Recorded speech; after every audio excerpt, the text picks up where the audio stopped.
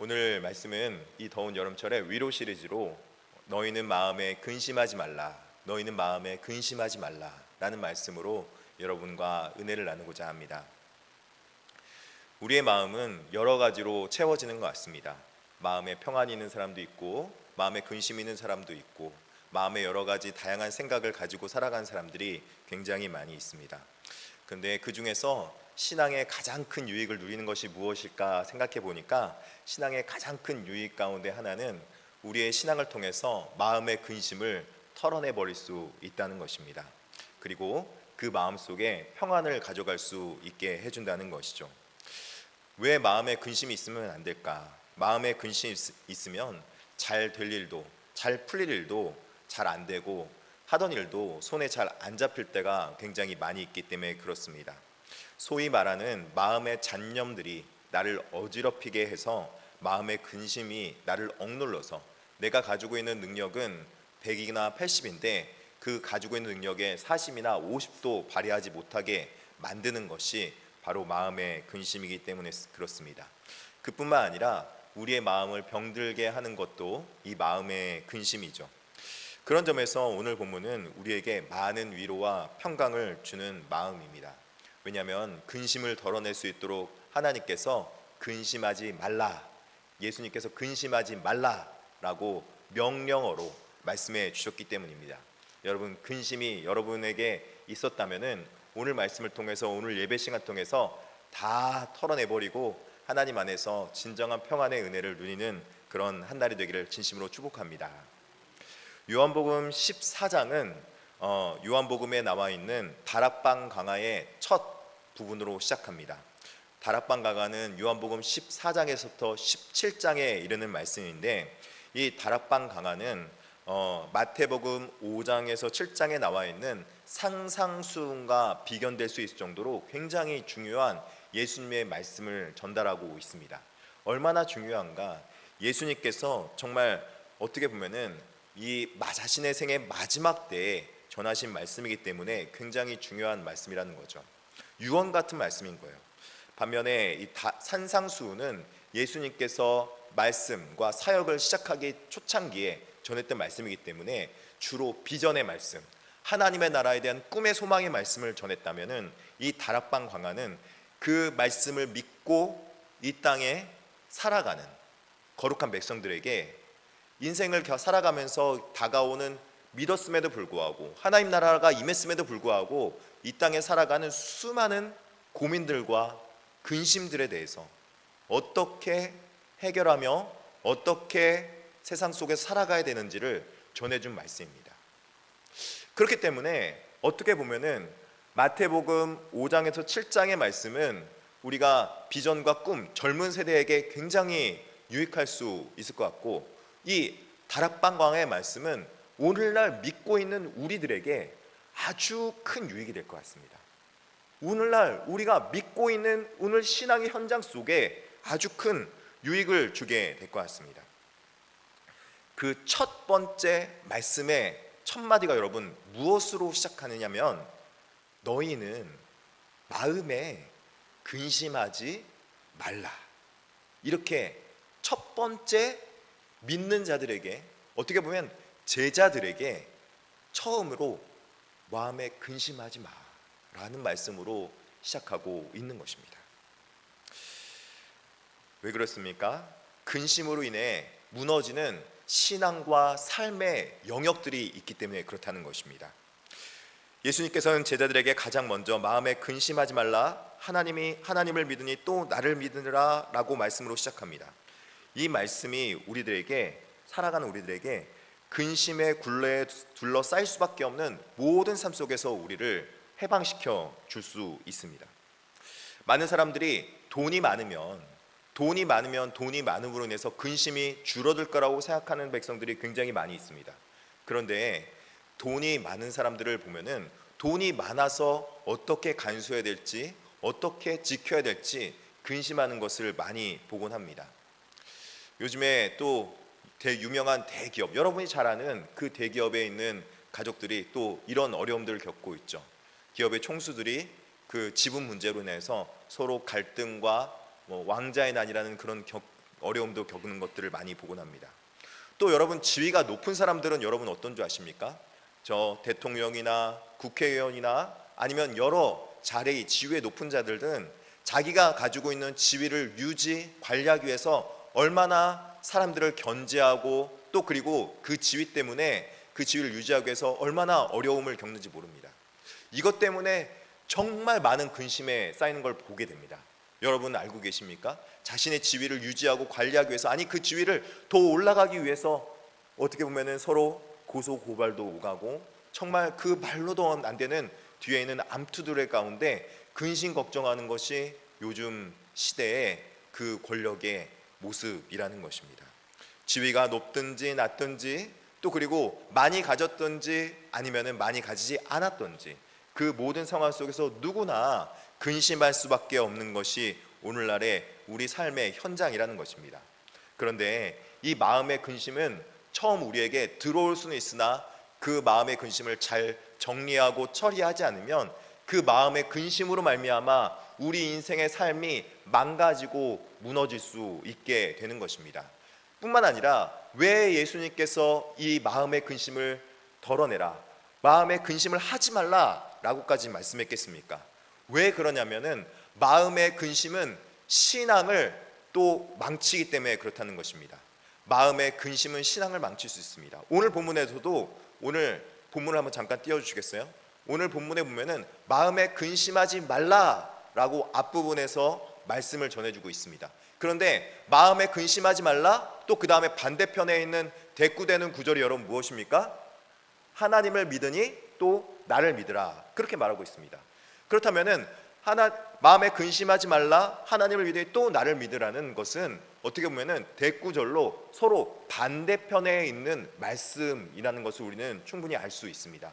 근심하지 말라라는 이유는 믿음에 관해서 반대되는 말이기 때문에, 믿음의 반대편에 있는 말이기 때문에 근심 때문에 믿음을 가지 못하고 믿음에 온전히 들어가지 못하기 때문에 바로 마음에 근심하지 말라라고 말하는 것이기 때문에 굉장히 중요한 말씀이라는 것이죠. 근심이 없을 수 있으나 오히려 근심 때문에 신앙을 위축당하고 또 근심 때문에 신앙 앞에, 하나님 앞에 온전히 나아가지 못하는 모습이 있기 때문에 그렇다는 것입니다. 그렇다면은 오늘날 마음의 여러 가지 근심을 해결받으면 어떤 일이 벌어지고 마음의 근심이 있는 상황은 어떤 상황일까요? 첫 번째로 학생들에게 좀 전달을 해주고 있습니다. 학생들은 어떻습니까? 공부하는 학생들에게 이 신앙생활만큼은 굉장히 중요한 시간인데 이 신앙생활이 마음의 근심처럼 느껴지고 또 그리고 효율적이지 못한 것으로 느껴질 때가 많이 있습니다. 그런데 사실 여러분, 마음의 근심을 덜어내고 신앙으로 인해서 마음의 근심을 덜어내고 또 그리고 마음을 정결하게 한 학생들은 오히려 하나님 앞에 잡념을 없앰으로 인해서 공부를 하는데 집중하면서 더 잘할 수 있도록 해줄 뿐만 아니라 친구 관계에 있어서도 마음의 근심이 없을 때에 온전한 친구 관계를 맺으며 인격 대 인격적인 관계를 맺어갈 수 있는 것, 여러분 그것이 바로 마음의 근심을 덜은 학생들의 모습인 건 여러분 아십니까? 요즘에 학생들 중에서 학폭들이 굉장히 많아요. 어떤 제가 아는 교수님 아들이 하나 있었는데 캐나다에서 공부까지 하고 와서 굉장히 유명했어요. 어떻게 보면은 이제 중학교에서 고등학교 올라가면서 그 선택할 수 있는 일반 특수 고등학교, 그런 고등학교를 가려고 모든 걸 다 준비했는데 그 친구가 학생들이 그 가지고 있는 학폭에 있는 껴있는 아이들과 함께 단톡에 껴 있었던 거예요. 그런데 그 단톡에 껴 있다가 이 아이들한테 그 신앙으로 다가가지 않고 그냥 내버려 뒀어요. 그리고 어떤 한 학생을 막 그 안에서 괴롭히고 어렵게 하고 말로 막 힘들게 하는 상황을 있었어요. 근데 그 상황 속에서 이 아이가 신앙적으로 행동하지 않고 그냥 그거를 방관하고 그냥 그것을 놔뒀다고 그렇게 말했습니다. 그런데 문제가 발생했습니다. 그게 불거지고 나니까 그 단톡에 있는 친구들 모두 다 한꺼번에 그만 학폭으로 걸리고 만 거예요. 이 아이가 정말 미래가 촉망되고 또 그리고 미래가 굉장히 유망했는데 자신이 신앙으로 배운 건 있는데 신앙으로 해결해야 될까? 아니면 그냥 세상의 원리에 논칙에 맞춰야 될까 그렇게 고민하다가 그냥 세상 논리로 그냥 놔둬 버린 거죠.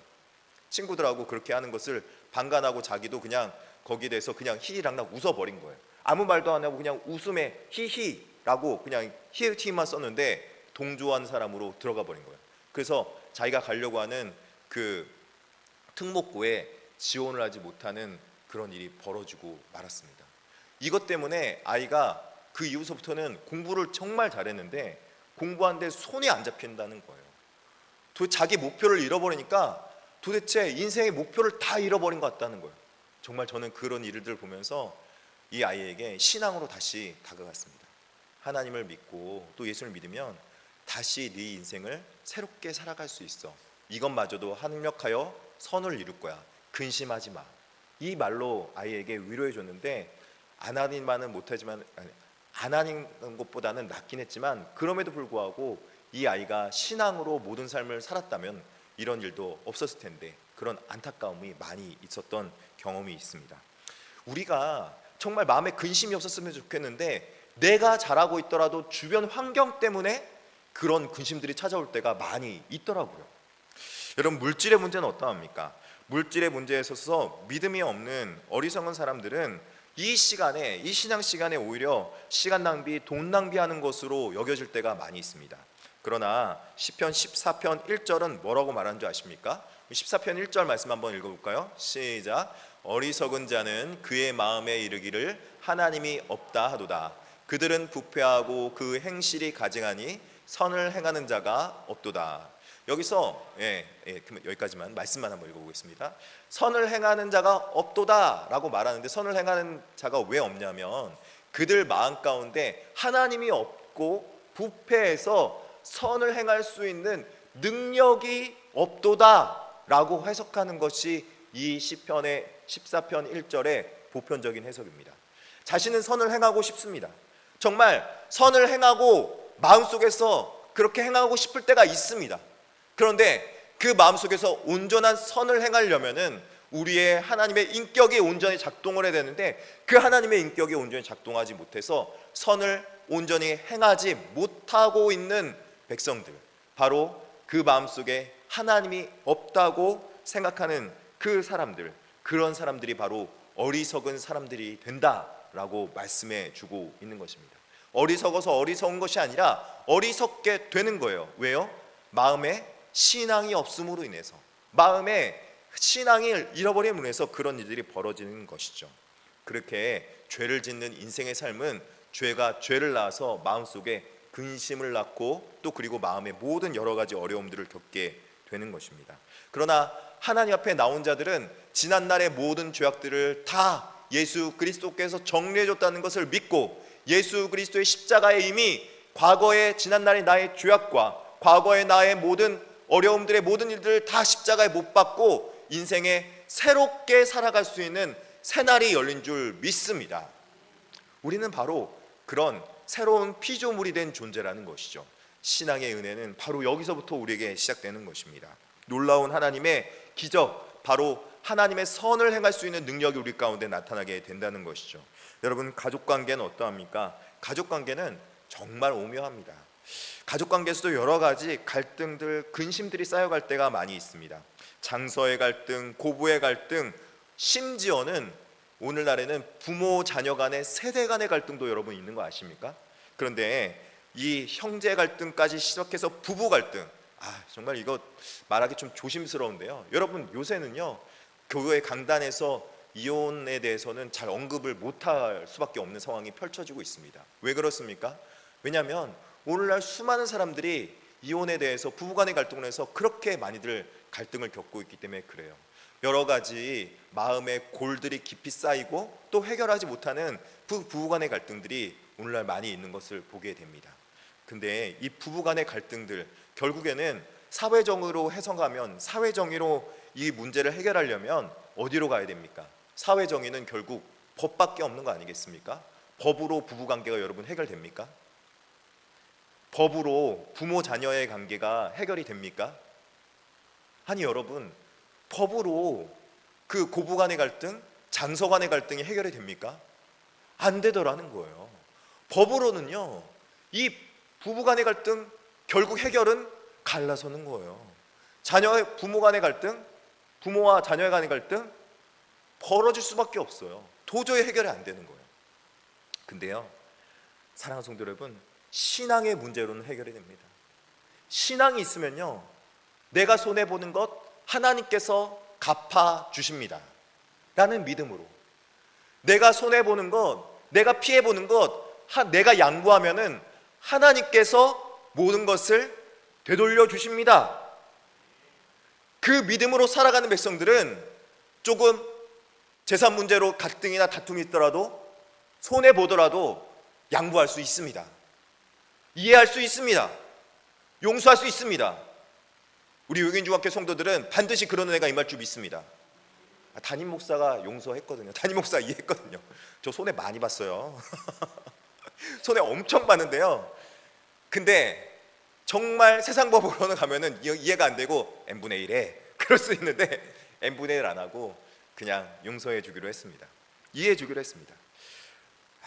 시간이 이게 되기가요, 정말 머리로는 이해가 안 되는데 마음으로 해결받으려면요 정말 하나님의 사랑이 없이는 정말 안 돼요. 여러분, 진짜 신앙이 필요해요. 진짜. 예수님과 제자들과의 관계도 여러분 그렇습니다. 오늘 본문에 나온 제자들도 여러 가지 근심거리가 있을 수밖에 없는 상황이었습니다. 제자들 간에 누가 높으냐, 제자들 간에 누가 더 미래에 높은 자리에 서느냐, 예수님을 정치적 왕으로 생각했거든요. 그래서 누가 더 높은 자리에 가느냐, 예수님 왕 되고 나면 누가 더 높은 자리에 가느냐, 누가 더 예수님에서 사랑받고 있느냐, 내가 더 사랑받죠 예수님. 이 오늘 본문 전에 예수님의 다락방에서 마지막 망찬을 했던 장면이 나오거든요. 예수님 옆에 사랑받기 원하는 그 제자, 사랑받는 제자는 예수님 저 사랑받죠? 그러면서 예수님 옆에 막 기대고 있어요. 그 여러분 마지막 만찬의 그림을 여러분 보시면 여러분 아실 거예요. 예수님이 딱 앉아 있고 그 옆에 예수님 옆에 기대가지고 막 사랑받으려고 막 머리 대밀고 있는 제자들을 볼 수 있어요. 그뿐 아니라 다른 쪽을 바라요. 예수님이 이 중에 한 명이 나를 팔리라 그렇게 말을 하니까 누구야? 그러면서 쳐다보면서 의심하고 있는 제자도 있고요. 정말 재밌습니다. 다양한 갈등들이 많이, 심지어 제자들에게도 그런 갈등이 있다는 거예요. 그런 여러 가지 근심들 때문에 사실은 예수님을 배반한 자들이 있습니다. 근심이 여러분 키워지면은 근심 때문에 죄를 낳게 되는 거예요. 가룟 유다가 근심으로 해서 예수님을 배반해 버렸습니다. 가룟 유다는 근심이 있었습니다. 어떤 근심이 있었냐면요, 가룟 유다는 원래 자신이 꿈꾸던 예수 그리스도 메시아는 어떤 자였냐면은, 예수님은 이 땅에 왕으로 오시길 원했는데 이런 신앙의 영적인 왕으로 오시기보다, 하나님 나라 왕으로 오시기보다는 로마 황제를 물리치고 그리고 모든 압제에서 해방시키는 다윗 왕과 같은 그런 왕을 원한 것이 바로 가룟 유다의 모습이었습니다. 이것을 통해서 예수님이 왕 되고 나면은 자기도 한 자리 차지하고 많은 물질을, 이 가룟 유다가 회계를 담당했다고 그러는데 그 회계 담당하는 그 모습처럼 많은 물질을 또 거둘 수 있을 거라는 그런 기대감과 또 그런 마음이 있었던 것 같아요. 그런데 예수님이 여러분 어딜 다니십니까? 정치적 왕에 합당한 궁궐이나 또 그리고 예루살렘에만 다닙니까? 아니요. 예수님께서는 오히려 어디에서 그렇게 많은 곳을 시간을 보냈냐면은 저 시골 갈릴리 마을 나사렛 같은 어려운 동네에 가서 눈먼 자, 가난한 자, 또 그리고 병든 자를 위해서 그들을 고치시며 낫게 해주시며 그들에게 하나님의 말씀을 전하는 것이 바로 예수님의 모습이었습니다. 가룟 유다가 얼마나 근심이 있었겠어요. 마음에 엄청 갈등이 있었을 것 같아요. 자기가 꿈꾸는 메시아는 이 땅에 왕으로 오는 메시아였는데 왕으로 오는 메시아가 아니라 그렇게 보잘것없는 사람들에게 인정받는 그런 메시아라니, 아니 나는 도저히 인정 못하겠는 걸 그렇게 생각 많이 했을 것 같아요. 제자들에게도 여러 가지 근심이 있었습니다. 그것으로 배반을 했죠. 예수님이 이제 그 성만찬을 하고 난 다음에, 마지막 만찬을 하고 난 다음에 내가 순환을 당할 거다, 그리고 죽을 거다라는 말씀을 전했습니다. 그 말을 듣고 난 제자들은 마음속에 엄청나게 이제 갈등하기 시작합니다. 예수님이 군병에 붙잡혀서 십자가에 못 박힐 때 그들은 자신이 꿈꾸던, 자신이 생각하던 근심들을 해결하지 못하고 그 근심들이 현실화되어서 여러 가지 모습으로 파생되었습니다. 두려움, 혼란, 그리고 회피. 예수님 십자가에 못 박힐 때 대부분의 제자들은요 그냥 침묵해 버렸어요. 옳다라는 말을 하지 않아요. 그 복음을 전하려고 하지 않는 거예요. 복음을 전하려면은 의로운 말을 전해야 되는데 그 말을 입을 열지 못하는 거예요. 이게 바로 근심의 모습입니다. 오늘날 우리도 혹시 그런 모습 없기를 바랍니다. 없겠죠, 여러분? 용인중학교 성도들은요 마음에 복음을 전하려고 하는데 그런 근심이 있는 거예요. 복음을 전하면은 내가 앞으로 있을 분한테 잘 보여야 되는데 이분한테 이제 몸을 보여야 되는데 전할 수 있을까 없을까? 근심하지 마세요, 여러분. 그냥 전하는 거예요. 하나님께 맡기고 전하는 거예요. 그렇게 하고 나면은 내가 하나님 앞에 오히려 올바로 믿음을 드러내며 살아갈 수 있게 되는 것이죠. 믿으십니까? 여러분, 마음에 근심하지 말고 하나님 앞에 신앙을 회피하지 말고 하나님 앞에 자연스럽게 잘 드러낼 수 있길 바랍니다. 근데 이 제자들은 그 모습을 못 가진 거예요. 예수님이 왕이란 모습을 못 가졌기 때문에, 전하지 못했기 때문에 마지막 두려움, 혼란, 그 마지막 결론은 배신과 돌아섬이었다는 것이었죠. 이처럼 마음의 근심은 우리 마음에 들어왔을 때 우리의 마음의 평안을 빼앗고 결국에는 신앙 가운데 멀어지게 하며 근심과 회피, 침묵 같은 하나님의 믿음의 상황과 다른 모습으로 나아가게 된다는 것입니다. 오늘 이 마음의 짐, 두려움, 근심에 대해서 우리가 좀 깊이 좀 알아야지만 될 이유는 지피지기면 백전백승이듯이 이 근심하지 말아야 될 근심에 대해서 좀 더 알고 근심하지 않아야 될 이유에 대해서 좀 더 나열해 보면은 오늘 본문에 신앙에 있어서 근심하지 말아야 될 이유를 좀 알아보면 이렇습니다. 첫 번째는 근심 때문에 하나님이 보이지 않게 되는 경우가 있습니다. 마음의 근심은 단순히 걱정에 머물지 않고 신앙을 잃어버리게 해서 하나님을 볼 수 없게, 믿을 수 없게 만드는 것입니다.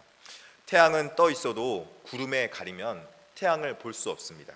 태양이 아무리 떠 있어도 지하실에 저 깊은 곳에 내려가 버리면 해를 볼 수 없듯이 하나님의 존재와 능력을 근심 때문에 가려버리면 그 하나님의 존재와 능력을 경험하지 못하게 되는 것입니다.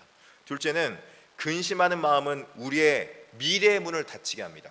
하나님 앞에 믿음의 소망을 가지고 그 믿음의 소망을 하나님의 뜻 가운데 이루기 위해서 노력하며 미래를 바라며 그 나아가고 진취적으로 전진해 가야 되는 건데 신앙의 전진이 없을 뿐만 아니라 오히려 신앙 가운데 닫힘이 있게 되는 거예요. 오늘날 우리의 많은 자녀들도 사실은 인생 가운데 겪어오는 수많은 근심들, 걱정들 없을 수 없거든요. 그런데 신앙이 있다면 우리 자녀들이 가지는 정말 큰 유익이 여러분 무엇인 줄 아십니까? 하나님의 뜻인 걸 알고 어려움 속에서 신앙으로 어려움을 돌파해 나갈 수 있는 것인데 그 신앙의 돌파하는 능력이 오늘날 온전하게 하나님을 믿는 믿음 가운데 있지 못하고 근심 가운데 쌓여버리면은 어려움을 신앙으로 돌파하지 못하게 되는 것을 보게 된다는 거예요. 어려움이 있으면요 피해 나갈 수도 있어야 되겠지만 돌파할 수 있는 돌파 능력도 신앙으로 가져갈 수 있어야 되는 거예요. 어려움이 있기 때문에 요즘에 큐티하고 있는 데살로니가 교회들도 환난 가운데서 믿음의 역사와 사랑의 수고와 소망의 인내를 이루었다라고 말하지 않습니까? 오늘 데살로니가 교회 큐티를 보면은 후속 큐티를 했는데 바로 그것으로 인해서 칭찬하고 있는 사도 바울의 모습을 볼 수 있는 거죠. 여러분 어려움을 만나면 여러분 어떻게 됩니까? 지쳐 나가 떨어져야 됩니까? 아니요. 신앙으로 돌파할 수 있는 돌파력이 있어야 돼요. 신앙이 있어야 된다는 것이죠. 그것들이 근심 가운데 쌓이면 돌파력을 발견하지 못하게 된다는 것입니다. 셋째는 근심하는 마음은 최악의 상태에 상상을 하게 만듭니다. 아직 벌어지지 않았는데 아직 이루어지지 않았는데 마음속에 자꾸 부정적인 생각이 들어오는 거예요. 아유 이렇게 하면 어떡하지? 이렇게 하면 어떻게 될까? 막 절망적인 상황, 최악의 상황으로 우리를 막 만들어내요. 그래서 그 최악의 상황으로 말미암아 우리 마음 가운데 죄를 생성해내는 것이죠. 신앙으로 나아가지 못하고. 넷째는 생명의 마지막으로 악영향을 주기도 합니다. 결국엔요 우리가 마음속에 근심이 있으면 여러분 어떻게 됩니까? 마음의 근심은요 모든 마음의 병이 우리의 육신의 병의 근원이 될 때가 굉장히 많이 있어요. 육신이 후패해서 그러기도 하지만 마음의 병을 얻으면은 우리 마음의 병 때문에 우리가 정말로 힘들어지고 어려워지는 걸 많이 봐요. 심지어는 자살로 결론되어지는 삶도 정말 요즘에 많이 보긴 합니다. 자신의 생명마저도 포기되는 것이죠. 이렇게 마음의 근심을 덜어내지 않으면 안 된다는 것입니다. 그렇다면 마음의 이 근심에 대한 일방적인 상식을 좀 알아갈 필요가 있는데요. 마음의 근심에 대한 일방적인 상식은 첫째로 근심은 인간이 만들어낸 하나의 허상일 수 있습니다. 허상일 수 있다는 거예요. 근심이라는 것은 실제로 우리 상황 가운데 다 이루어지지 않았기 때문에 마음에 근심하는 거예요. 여러분, 근심은요 아직 다 이루어지지 않았기 때문에 마음에 근심하는 것이지 실제로 그 상황이 벌어지면 근심할 새가 어디 있어요. 현장에 나가서 그 일 처리해야죠. 정신없이 뛰어다니잖아요. 정신없이 일 처리하잖아요. 그러면은 육체의 노동을 하면은 오히려 잡념들이 없어져요. 육체의 노동을 열심히 하잖아요. 그러면은 모든 생각을 잊어버리고 그냥 그 일에 집중할 수 있게 돼요. 그런데 다 일이 벌어지지도 않는데 마음에 근심이 찾아와서 막 어렵게 되면은 그 일이 이루어지지 않았는데도 막 그 생각이 막 커지고 일파만파로 과대망상으로 커지게 되는 걸 보게 됩니다. 성경에도요 그 수많은 갈멜산의 바알과 아세라 우상들을 물리쳤던 엘리야가 한 방에 무너지는 거 여러분 보신 적 있습니까? 갈멜산에서 850명의 그 우상 선지자들을 다 한 방에 물리쳤는데 그 우상 숭배를 다 물리쳤고 나서 이세벨 왕비가 내가 너 죽일 거야 딱 한마디를 딱 듣고 나니까 엄청 갑자기 겁을 먹는 거예요. 갑자기 두려움이 엄습해가지고 막 도망가기 시작하는 거예요. 도망가다가 어디서 쉽니까? 로민나무 아래서 나를 죽여주옵소서 이렇게 돼버리는 거예요. 아니 도대체 이해가 안 가죠. 850대 1로 싸워서 이긴 사람이에요. 하나님의 능력으로. 근데 그 이세벨의 말 한마디에 그냥 모든 것이 다 위축돼가지고 마음이 쪼그라든 거예요. 신앙이 위축돼 버린 거예요. 여러분 말에 휘둘리지 말리길 진심으로 축복합니다. 신앙이 있어야 버티고 믿음의 방패로 막아낼 수 있는 거예요. 둘째는 근심하는 것은 아직 이루어지지 않은 사실 때문이기도 하고 말씀드렸죠. 셋째는 근심하는 마음에는 하나님이 계시지 않고 사탄 마귀가 공격하고 있는 것입니다. 사람이 공격하는 게 아니라 우리 마음 속에서 사탄 마귀가 공격하고 있는 거예요. 그것을 영적인 민감함 있는 사람들은 구별해내서 기도하면서 사탄 마귀 공격을 마음속에서부터 이겨나갈 수 있을 줄 믿습니다. 영적 전쟁에서 이길 수 있는 신앙의 전신갑주를 입을 수 있기를 진심으로 축복합니다. 그렇다면 우리가 이 마음의 근심 걱정을 어떻게 덜어낼 수 있는가? 살아계신 하나님을 향한 신앙을 회복해야 될 줄 믿습니다. 자, 오늘 본문에는 하나님을 믿으니 또 어떻게 오늘 본문에 마음에 근심하지 말라 어떻게 말하고 있습니까? 하나님을 어떻게 하라고요? 믿으니 라고 말하고 있습니다. 하나님을 믿으니 하나님을 믿어야 한다는 것입니다. 하나님에 대한 신앙이 있어야 됩니다. 하나님이 어떠한 분이신지 어떠한 능력을 가지시는 분이신지 어떠한 일을 행하시는지 그분을 알아야 되는 것입니다. 하나님을 알아야 하나님을 믿을 수 있습니다. 하나님은 오늘날 우리의 어떤 근심도 없앨 수 있으시며 하나님은 어떤 문제도 해결할 수 있으시며 하나님은 우리의 잘못된 길을 바꿔서 선한 길로 인도하실 수 있는 능력 있는 하나님이십니다. 이것을 믿는다는 것은 바로 하나님을 존재론적으로 믿는다는 거예요. 하나님이 계시기 때문에 이런 일을 행할 수 있다. 하나님은 존재하신다. 하나님은 존재한다. 하나님은 스스로 계신 분, 자기 자신이 자기 자신을 존재를 증명하고 계신 분으로 우리가 증명하려고 하지 않아도 하나님은 이미 자기 자신을 스스로 증명하셨어요.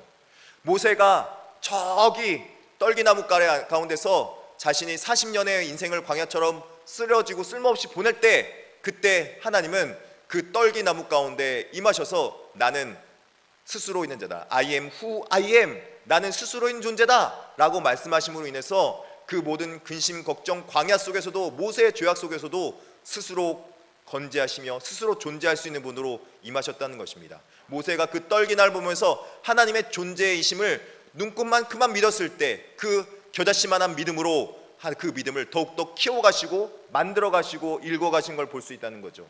내가 너를 보낼 테니까 이스라엘 백성을 출애굽시켜라 말할 때 나는 그런 일을 못합니다. 3번이나 부인했던 모세, 그 연약한 모세에게 겨자씨만한 믿음이 임하게 되니까 그를 통해서 위대한 역사를 이루는 하나님의 일을 행할 수 있는, 무려 하나님의 수많은 200만의 그 수많은 사람들을 하나님 앞에 이끌어내고 구원할 수 있는 놀라운 사람으로 들어 사용하는 건 아니겠습니까? 여러분, 하나님은 스스로 자기 자신을 증명하시는 분이십니다. 우리가 생각지 못한 길에 자기 자신을 이미 증명하고 계신 거예요. 자기 자신을 나타내 보이신다는 거예요. 우리가 믿음과 상관없이 태양을 가리면 태양은 내 눈에는 안 보여요. 그러나 그 태양이 내 눈에 안 보인다고 해서 태양이 존재하지 않습니까? 태양은 여전히 그 태양 가운데 있는 것이죠. 우리가 태양이 반짝이지 않는다고 눈을 감아버린다고 해서 태양이 안 번쩍입니까? 태양은 여전히 반짝이고 그 빛을 내고 있는 것입니다. 태양이 존재하거나 존재하지 않는다는 것은 우리의 믿음의 문제가 아니라는 것입니다. 우리의 믿음은 하나님을 향해서 이미 믿고 있어야 믿음이 생긴다는 것입니다. 또 하나님께서는 목전원적으로 자기 자신을 증명하고 계십니다. 하나님께서 일하고 계심을 믿는 사람은 하나님의 일하심을 경험하게 됩니다. 하나님은 지금도 오늘날 우리를 위해서 일하고 계시는, 어떠한 위대한 일을 행하고 계신 하나님이 바로 우리의 하나님이십니다. 오늘날 우리에게 하나님 나라를 이 땅 가운데 전파하며 하나님의 나라가 이 땅 가운데 화평 가운데 임할 수 있도록 오늘 또 일하고 계신 하나님이시라는 거예요. 그런데 하나님이 일하고 계신 하나님이시라는 걸 우리가 잘 몰라요. 왜냐하면 믿음이 있어야지 그것들을 깨달아 알 수 있기 때문에. 그렇다면 우리가 하나님을 목전론적으로 깨달아는 방법이 있어요. 여러분, 미로 게임 한번 풀어보셨습니까? 미로 게임, 출발점과 도착점이 있죠. 출발점에서 시작해서 어디로 가야 됩니까? 한번 말씀해 보세요. 좀 출발점에 시작해서 어디로 가야 돼요? 도착점으로 가야 되죠. 근데 출발점으로 가서 시작해서 도착점으로 갈 때까지 막 꼬불꼬불 가다 보면요, 되게 헷갈리게 만들어 놨어요. 미로 게임은 원래 그래요. 그러면은 미로 게임을 잘 푸는 사람들, 여러분 어떻게 풉니까? 출발점에서 시작할 때도 있지만 잘 안 풀리면 어디로부터 가요? 도착점에서부터 역으로 가는 거죠. 그러면은 역으로 가면은 그 만들었던 헷갈리게 했던 퀴즈 같은 것들을 다 회피하면서 갈 수 있게 되는 거죠. 그렇죠? 여러분, 신앙도 마찬가지예요. 신앙은 역설이에요. 신앙은 역설이에요. 왜 신앙이 역설이냐면, 신앙은요 마치 미로 게임 같이 이미 있음을 믿습니다라고 거기서부터 믿음을 시작하면요, 오히려 하나님의 살아계심을 경험하고 체험할 수 있는 것이 바로 신앙이에요. 믿으십니까? 하나님은요 오늘날 우리를 위해서 일하고 계시고 오늘 또 우리에게 사랑을 베푸시며 우리에게 수많은 은혜를 베풀어 주시고 계신다. 그것을 믿는 사람들에게는 하나님이 사랑으로 임재하고요, 하나님이 인격적으로 경험되어지는 것을 믿고 인격적으로 하나님을 대하는 존재들, 그런 사람들은 하나님의 인격적인 존재를 경험하고요, 하나님이 경외로운 분, 하나님이 높으신 분으로 인정하고 있는 사람들, 하나님의 위대하심을 인정하고 있는 사람들은 하나님의 위대하심을 경험합니다. 그래서 신앙생활 할 때 예배를 우리가 하나님을 경외하는 마음으로 드리면은 우리가 잘 모르는 부지불식간에 하나님의 경외하심을 경험할 수 있게 된다는 거예요. 아직 잘 모를 때일지라도 하나님을 신앙의 역설로 경험할 수 있게 되고 하나님의 존재를 증명할 수 있게 되는 것입니다. 오늘 하나님에 대한 믿음을 가질 수 있는 방법 2가지를 말씀드렸어요. 존재론적 증명과 목적론적 증명. 우리가 신학적이지만 신학적으로만 여기는 것이 아니라 우리가 하나님을 이렇게 경험하며 믿을 수 있어야 되는 거예요. 자, 그렇다면은 하나님을 어떻게 목적론과 존재론적으로 경험해야 되는가? 3번째는 예수님과 함께 동행하면 될 줄 믿습니다. 예수님과 동행을 통한 천국을 경험하기를 바랍니다. 어디서부터요? 이 땅에서부터요. 오늘 본문에 딱 이렇게 말하죠. 너희는 마음에 근심하지 말라. 하나님을 믿으니, 또 누굴 믿으라고요? 또 나를 믿으라. 그렇게 말하고 있습니다. 나를 믿는다는 것은 나는 바로 예수님을 말씀하고 있는 거예요. 하나님을 믿으니 예수님을 믿으라. 그렇게 말씀하고 있는 것이죠. 예수님은 하나님과 동격인 분이십니다. 하나님과 동등된 영광과 능력을 가지고 계신 삼위일체 하나님이시라는 것입니다. 그 삼위일체 하나님께서 우리와 함께 하셨다는 것은 우리의 아픔을 채울하시며 우리의 고통을 함께하기 원하시며 우리의 고통을 들으시기 원하신다는 예수님의 사랑의 메시지라는 거예요.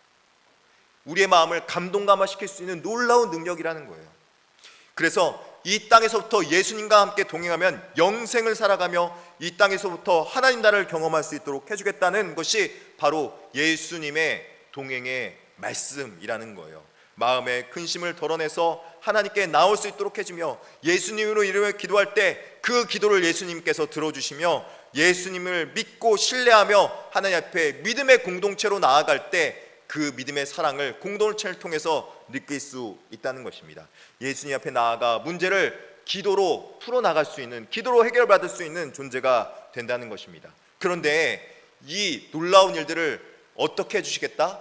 예수님께서 이 땅 가운데 오셔서 복음을 통해서 십자가에 죽으시고 순환당하실 뿐만 아니라 다시 부활 승천하실 때 우리 모든 각 사람에게, 각 영혼에게 마음 가운데 성령을 허락해 주시겠다는 것입니다. 믿는 자들은 예수 그리스도의 영인 성령을 믿음으로 받게 해주시겠다는 것입니다. 성령이 우리 마음 가운데 임재하게 됩니다. 어떻게 해요? 우리가 마음을 열고 믿을 때, 그 믿음으로 말미암아 자그만 겨자씨만한 믿음을 가질 때 우리 마음 가운데 성령님이 임하게 돼서 오늘날 우리 마음 가운데 근심을 덜어내주며 근심 가운데서, 환난 가운데서 우리를 해방시키시는 놀라운 일들을 경험할 수 있게 되는 것입니다. 여러분, 신앙의 은혜는 바로 이것이에요. 성령이 믿음으로 말미암아 각사랑의 역사에서 놀라운 하나님의 평강을 누리는 거예요. 요한복음 14장 27절에 이렇게 말하고 있습니다. 다시 한번 읽어볼까요? 평안을 너희에게 끼치노니 곧 나의 평안을 너희에게 주노라. 내가 너희에게 주는 것은 세상이 주는 것 같지 아니하니라. 너희는 마음에 근심하지도 말고 두려워하지도 말라. 예수님께서 이것을 언제 어떻게 이루셨느냐? 부활 승천하시고 요한복음 맨 마지막 절에 보면은 너희가 평안하느뇨 그러면서 부활 승천하시고 나서 제자들에게 나타나서 샬롬 하고 물어봅니다. 그 샬롬 하고 물어보는 예수님의 제자들이 평안이 없었어요. 근데 그 평안이 없는 자들에게 예수님께 다시 한번 말합니다. 너희가 평안하여라. 평안하여라. 그리고 성령을 받으라. 그렇게 말씀해 주셨어요. 할렐루야. 예수님께서 오늘 또 성령님으로 우리에게 임하셔서 평강의 평강으로 어떤 환난과 세상의 어떤 어려움 속에서도 우리의 마음의 근심을 해결해 주시는 분이 될 줄 믿습니다. 결론입니다. 믿음으로 근심을 털어내시길 바랍니다. 사랑하는 성도 여러분, 너희 마음에 근심하지 말라는 것은 근심이 우리의 삶을 파괴하고 근심이 있을지라도 근심을 오히려 하나님의 축복으로 우리를 바꿀 수 있는 예수 그리스도를 믿는 신앙이 있다면 모두 이겨나갈 수 있다는 것입니다. 살아계신 하나님을 믿으시길 바라겠습니다. 믿음의 역사를 기억하고 먼저 하나님을 믿고 나아갈 때 근심은 사라지고 감사와 믿음의 상황이 우리 가운데 다가오게 될 줄 믿습니다. 둘째는 예수님을 믿으십시오. 예수님과 동행하면서 예수님의 말씀을 실천하며 이 땅 가운데 하나님 나라를 경험하고 하나님 앞에 모든 문제와 모든 어려움들을 기도함으로 믿음으로 문제를 해결해 나갈 수 있는 저와 여러분이 계심으로 축복합니다.